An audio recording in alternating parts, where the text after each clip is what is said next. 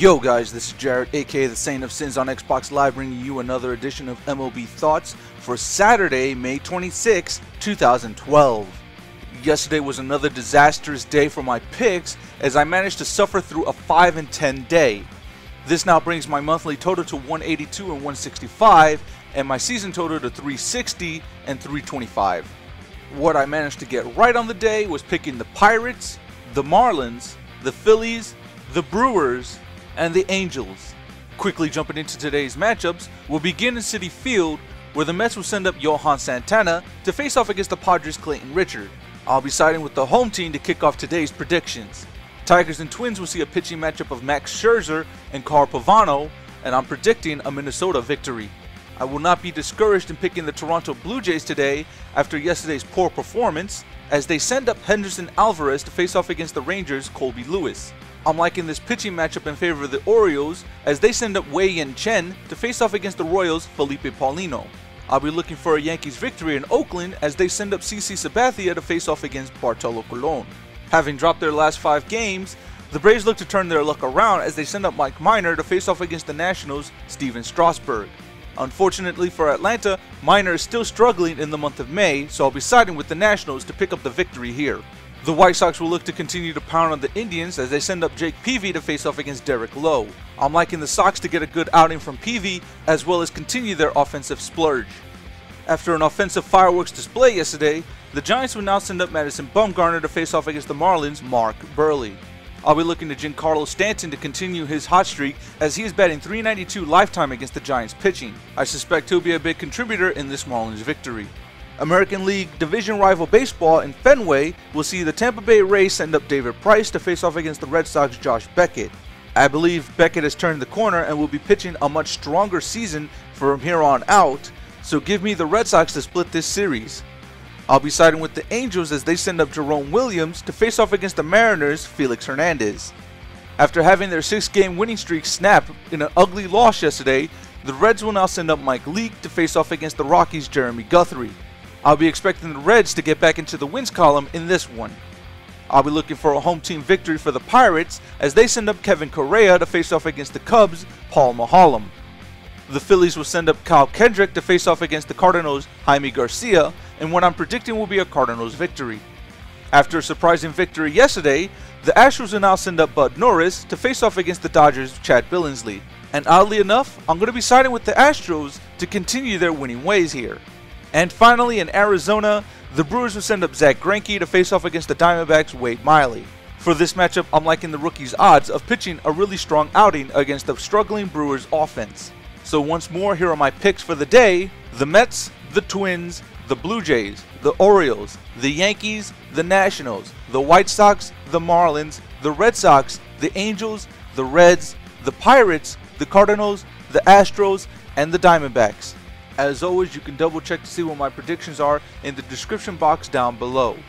And now onto a subject that kind of piqued my interest yesterday while in a conversation with my close friend Big Guy: what I believe the Cincinnati Reds should do to strengthen their rotation without completely crippling their bullpen.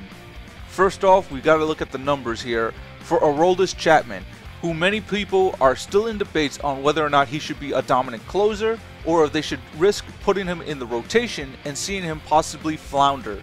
So thus far this season, Chapman in 20 game appearances has a 4-0 record with 2 saves and 6 holds, and has only surrendered 7 hits and issued 7 walks in 24 1/3 innings pitched.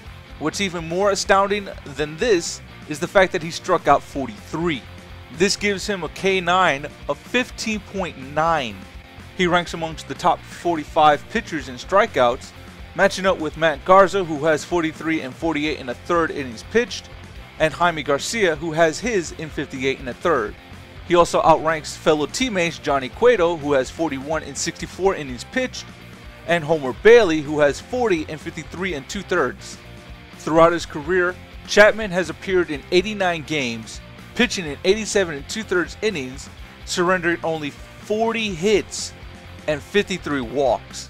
He has a lifetime ERA of 2.36 as he's given up 26 runs, 23 of them earned, and has a whip of 1.06. for the 24-year-old left-handed hurler who once topped out at 105.1 miles per hour on his fastball, I think it's absolute madness that the Reds are choosing to put him in the bullpen as opposed to trying his hand in being a starting pitcher here, especially when you look at the rotation and how weak it is. Because behind Johnny Cueto, the rest of the rotation has many question marks around its durability and depth. Though they are combined to pitch to a 3.81 ERA, I'm not buying this as being a trend that they can maintain throughout the season, especially when you have guys like Mike Leake struggling at the moment, pitching to a 5.32 ERA.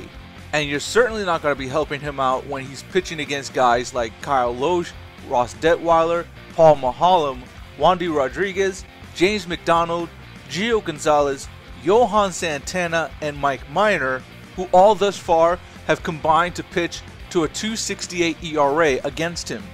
One of Leake's issues right now is that his hits per 9 is at 9.9. This is the second highest it's been since his rookie season, which was a 10.3. He's already surrendered 50 hits and 45 2/3 innings pitched, allowing 32 runs to come across against him. Fortunately, only 27 of those runs were earned. Another issue for Leake is his strikeout to walk ratio is probably the lowest it's been since his rookie season, as he has a 1.93, issuing 14 walks while fanning 27. Last season, Leake pitched to a 3.11 strikeout to walk ratio, issuing 38 walks to 118 strikeouts. I believe the move to make here is sending down Mike Leake to Louisville and calling up J.J. Hoover to take the spot in the bullpen while you slot Chapman down into the rotation. At that point, you have two closer options in Hoover, who right now in AAA has 4 saves in 8 game appearances. I believe he's proven to be a quality arm that just needs to call up right now to kind of prove that he's ready for the major leagues. But if you don't trust him in the closer position right off the start, at least you have Jose Arredondo, who you know could possibly fill in the role until someone more suitable comes along. Besides, I'm of the mind frame that in order to take full advantage of a strong closer in the end, you need a strong rotation to get you there. And right now, the way this rotation has been, I don't believe they have the strength for the entire season to keep going to Chapman to close it out for them.